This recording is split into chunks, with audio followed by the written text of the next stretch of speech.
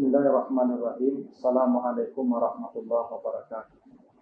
Alhamdulillahil ahadis samad, lam yalid wa lam yulad wa lam yakul lahu kufuwan ahad. Allahumma shalli ala Muhammad as-sahih manasika bidat wa alihi wa ashabihi ila yaumil wa'ad, amma ba'd. Para pemirsa mutiara amal yang dimuliakan Allah. Allah zat yang Maha Rahman dan Maha Rahim tidak memberikan perintah kepada hambanya kecuali diiringi oleh kemudahan-kemudahan. Kemudahan-kemudahan itu yang disebut dengan uzur. Bila ada sesuatu yang memang memungkinkan seseorang untuk tidak melakukan perintah Allah secara wajar sebagaimana diperintahkan, maka Allah berikan kepadanya solusi tanpa mengurangi pahala.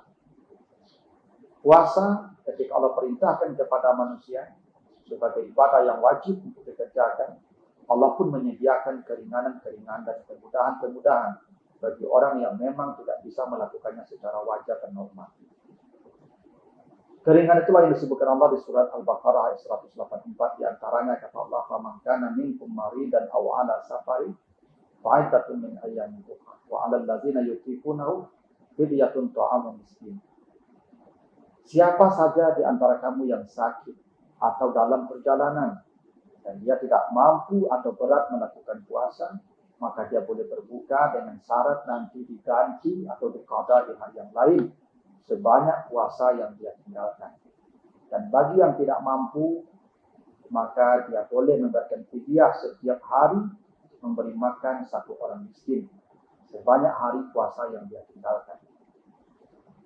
Di dalam ini ada beberapa ketentuan tentang uzur puasa. Pertama, kata Allah, siapa yang sakit dan Allah tidak merinci seperti apa sakitnya, apa ukuran penyakitnya dan seberat apapun penyakitnya.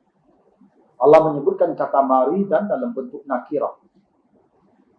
Sakit apapun yang dirasakan manusia, maka dia berhak untuk tidak puasa, berbuka, makan dan minum, tapi dengan catatan fa'iddatun min ayyamin ukhra, dia mesti mengganti nanti setelah sembuh di hari yang lain di luar Ramadan. Ada orang yang mungkin tertusuk jarum saja.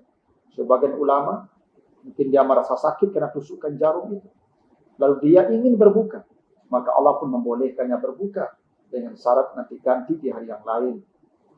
Dan itulah kenapa rahasianya Allah memanggil puasa itu dengan iman. Ya ayyuhallazina amanu, hai orang yang beriman. Karena puasa menuntut kepercayaan, keimanan. Andai kita merasa itu hak kita untuk berbuka, maka Allah tidak akan melarang, berbuka. Walaupun sakitnya hanya tertusuk duri. Tapi bila kita merasa layak untuk berbuka, maka Allah pun membolehkan kita berbuka. Tapi gantilah di hari yang lain.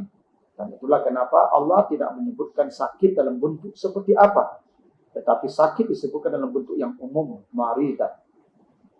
Begitu juga kata Allah, ala safarin, orang yang bepergian. Ada sedikit keindahan redaksi antara sakit dan berjalan. Allah ketika menyebut kata sakit, maka disebut kata sifat maridan. Tapi ketika berjalan, Allah tidak menyebutnya kata sifat musafir.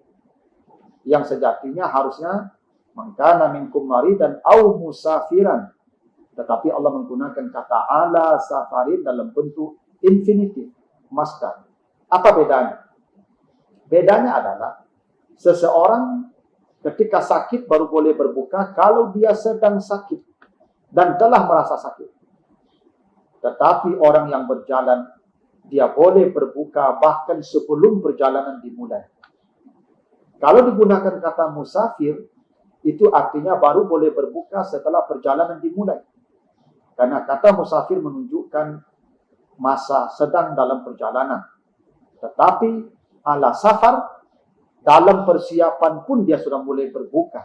Begitulah rahmatnya Allah kepada makhluknya. Karena itu kalau ada orang yang baru mau berjalan, tapi sudah berencana hendak berjalan, dia tidak sahur dan dia berbuka sejak pagi itu, maka itu dibolehkan. Itulah kenapa Allah menggunakan tidak dalam bentuk kata sifat seperti kata maridan, musafir, tetapi dalam bentuk infinitif, yaitu ala safarin. Menunjukkan bahwa berbuka bagi orang yang safar boleh sekalipun perjalanan belum dimulai. Begitu juga kata orang yang tidak mampu. Orang yang tidak mampu ini ada beragam. Ada di antaranya wanita hamil dan menyusui. Maka wanita hamil dan menyusui, karena beratnya hamil menyusui, maka dia diberikan keringan oleh membayar fidyah.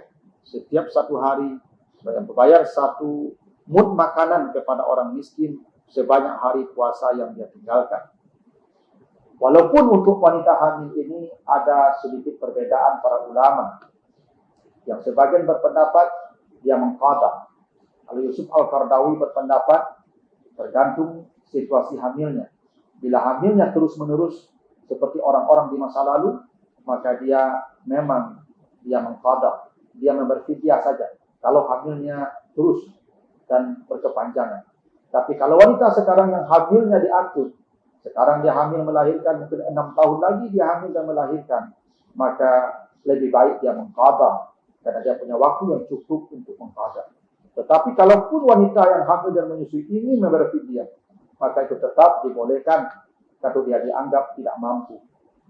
Atau tidak mampu itu karena dia sakit yang sudah tidak lagi diharap sembuhnya. Sakit yang memang menurut dokter tidak ada lagi harapan sembuh. Hanya menunggu waktu dia dipanggil oleh Allah. Yang mungkin ketika dia melaksanakan puasa akan membuat badannya celaka. Maka keadaan sakit yang begitu dia hanya wajib membayar fidyah saja. Begitu juga para pekerja berat yang menggali lubang, yang menggali terowongan, yang bekerja di pabrik yang non-stop, dan itu pekerjaannya tidak boleh berhenti. Kalau dia berhenti, mungkin anak-anak istrinya tidak makan, maka dia boleh berbuka dan membayar fidyah saja, tidak mengqadha. Karena kapan dia akan mengqadha? Karena waktunya memang sepanjang tahun, sepanjang masa dihabiskan bekerja siang dan malam.